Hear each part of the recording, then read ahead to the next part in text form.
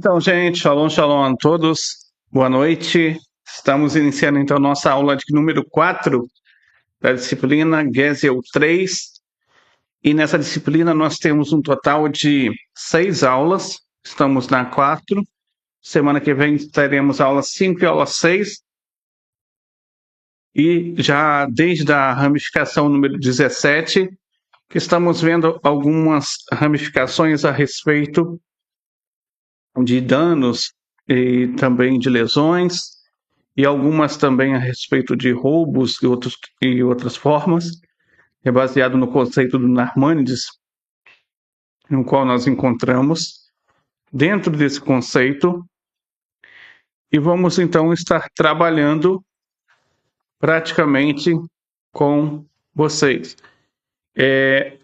Hoje chegando então na ramificação de número 19, ramificação então de número 19, do qual somos proibidos de causar qualquer tipo de danos, e onde está a referência? Êxodo capítulo 21, versículo 18, se os homens brigam e um fere o outro, então daqui, na verdade, os tribunais devem julgar as disputas de causas de lesões e danos, logo, lesões e danos também entra como uma forma de prejuízo às pessoas. E qualquer tipo de prejuízo é considerado roubo.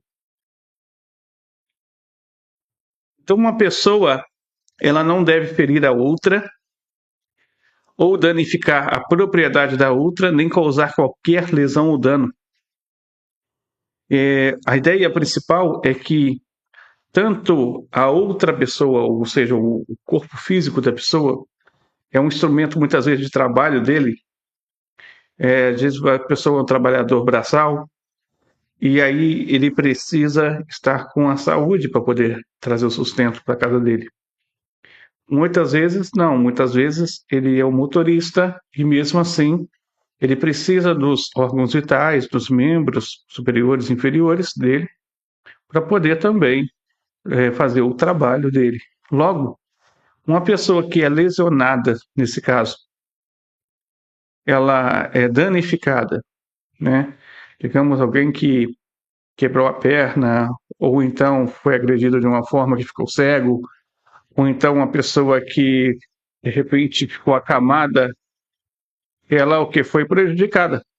Teve uma perca financeira por questão de uma agressão. Então, a agressão, além de estar na proibição de Shef Hadamim, de não derramar sangue, a lei também de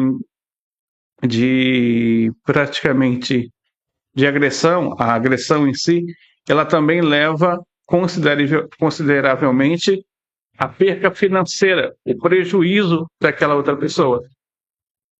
E, obviamente, uma pessoa que ferisse a outra, ele tem que restituir o tempo pelo qual aquela outra pessoa foi ferida, ou seja os curativos, seja o tratamento médico, seja o período que ele vai ficar em casa através da questão alimentar da família vai ser prejudicado, então ele precisa ressarcir aquela pessoa. E a ideia, então, principal era isso, o ressarcimento. Então, uma pessoa que prejudicasse a outra por danos físicos, ou de repente destruísse a propriedade de outra pessoa, às vezes a pessoa se vingaria de alguma coisa, descontaria na propriedade, quebrando o carro, ou então botaria fogo dentro de um pasto, por exemplo, que era a propriedade do outro. Isso geraria o quê? Geraria uma perca financeira através de roubo, através de furto. Logo, aquela pessoa prejudicada teria um grande prejuízo. Então, é como se tivesse sido roubado algo que pertencia a ele, danificando o sustento. Urashi, no comentário sobre a Parashá Mishpatim, ele vai dizer que se os homens discutirem, né? E ele vai explicando porque isso, ele explica, é declarado nessa forma específica, visto que as escrituras afirmam no versículo 24, olho por olho, Aprendemos com isso apenas que a compensação pela perda de membros deve ser paga, mas não podemos inferir disso que a indenização pela perda de tempo durante o qual o ferido ficou incapacitado de trabalhar. E os custos do tratamento médico também têm que ser pagos. Consequentemente, nesta seção, versículo 18 e 19, edita Meritado Rabi Ismael 21:18. Então, de acordo com o Urashi, como eu disse anteriormente, a pessoa ela tem que ser ressarcida pelo prejuízo que ela teve, seja que se foi danificado algum membro do corpo dele, ou se ele recebeu ferida de forma que prejudicou a locomoção daquela pessoa, ou ainda que se foi a propriedade, ambas têm que ser ressarcidas. Essa é a única forma de isso daqui ser compensado. Além de entrar também dentro da classe da proibição de homicídio, né? Também chega a ser uma proibição de roubo por causa do prejuízo prestado aqui. O Tratado de Sanedrin, página 78A, vai dizer que no caso de alguém que golpeia o outro, quer o faça com uma pedra ou com um punho, e os médicos avaliaram a sua condição, estimando que isso levaria à morte, e então sua condição melhorou do que era, e os médicos revisaram seu prognóstico e previram que ele viveria, e depois disso seu estado piorou e ele morreu, o agressor então pode ser executado como assassino. Então, a agressão ela levaria não apenas a compensação financeira, compensação se a pessoa sobrevivesse, no caso de morte, redundaria em quê? Em praticamente vida por vida, porque acabou tirando a vida de alguém. Sefer Hinui número 49. Quem nos foi ordenado sobre a lei de quem fere o próximo para penalizar essa pessoa, como está escrito na Torá na seção de e se os homens lutarem, Êxodo 21, 40, 18, isso chamado de leis de penalidades, e em outro versículo inclui todas as leis de penalidades. E é o versículo como ele fez, assim lhe será feito. Em outro versículo inclui todas as leis de penalidades. Isso significa dizer que o que ele sofreu, seu companheiro no caso, deve ser tirado de seu dinheiro, de acordo com aquilo que ele feriu seu companheiro.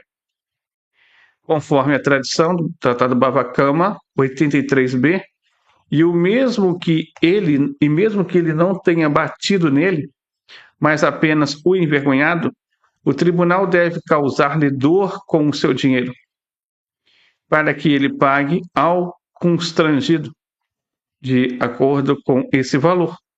E essas leis que são chamadas de leis de penalidades, por exemplo, as leis de um homem que feriu outro homem, um boi, um animal, um homem, um animal, deve ser julgado em um tribunal que foi ordenado na terra de Israel, Tratado Bava Kama 84A. Então, como vimos, qualquer caso de danos, qualquer caso de percas, ele tem que ser totalmente compensado, levando em consideração aquilo que a pessoa estava trabalhando e também levando em consideração o que foi comprometido no corpo da pessoa, como também aquilo que poderia atingir aqueles que precisam da pessoa, trazendo o alimento para casa. Logo, isso seria uma compensação total a este respeito. Brahmana Mishneh Torah Mahalot Asurot 13:28, ele vai dizer que um não-judeu que deliberadamente danifique a propriedade de outra pessoa é obrigado a pagar uma indenização. Ou seja, não somente deve ser ressarcido a pessoa que foi prejudicada através do seu corpo, né? Mas também se a sua propriedade foi prejudicada, ela também deve ressarcir o dano. O Rebbe, em um discurso em 1992, ele diz que mesmo as leis que regulam a conduta interpessoal, que a compreensão mortal compreende, e além disso, dita, devem ser observadas, tanto por judeus como por não-judeus, não em virtude de qualquer imperativo social ou intelectual transitório, mas em virtude de sua origem divina. Então, a partir daqui, nós vemos que é totalmente proibido causar qualquer dano físico ao outro. Como nós dissemos anteriormente, a mitzvah de Gezel, ela regula principalmente a ideia de que Hashem, ele está sempre presente. E logo, isso deve nos despertar o temor. Se a pessoa teme a Deus realmente, ela tende a se controlar e administrar situações de uma maneira que não possa trazer prejuízo ao outro. Então, essa foi a nossa aula de hoje. Estarei abrindo agora para perguntas. Se você tiver alguma pergunta, é só digitar no chat aí no YouTube que eu estarei respondendo.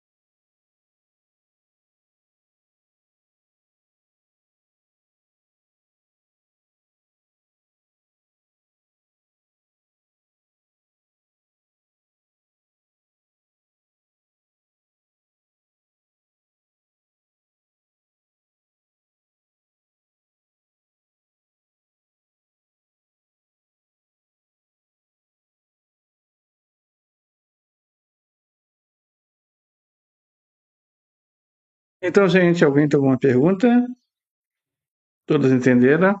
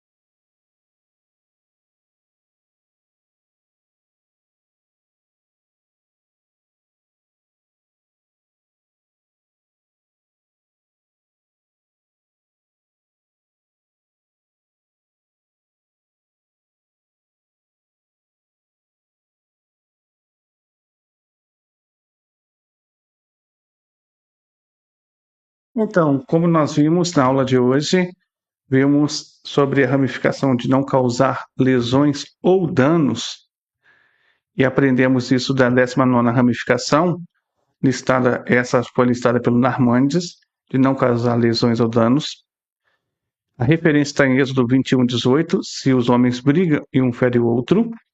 Então, daqui aprendemos que uma pessoa não deve ferir outra ou danificar sua propriedade, nem causar qualquer lesão ou dano. Um não-judeu que deliberadamente fere outra pessoa ou danifica sua propriedade é equivalente, então, a um ladrão. E aprendemos que as fontes para isso estão em Rashi, sobre o seu comentário sobre a Parashat Mishpatim, Tratado Sanedrim, página 78a, Sefer Hinuri, número 49, no Mishneh Torah Mahalot Asorot e no Asirá do Rebbe. Então essa foi a nossa aula de hoje, foi muito bom estar aqui com vocês, que a Shem possa dar muitas bênçãos. Estaremos de volta na próxima quarta-feira, daqui a pouco eu vou estar passando mais uma atividade para vocês. Shalom, shalom a todos.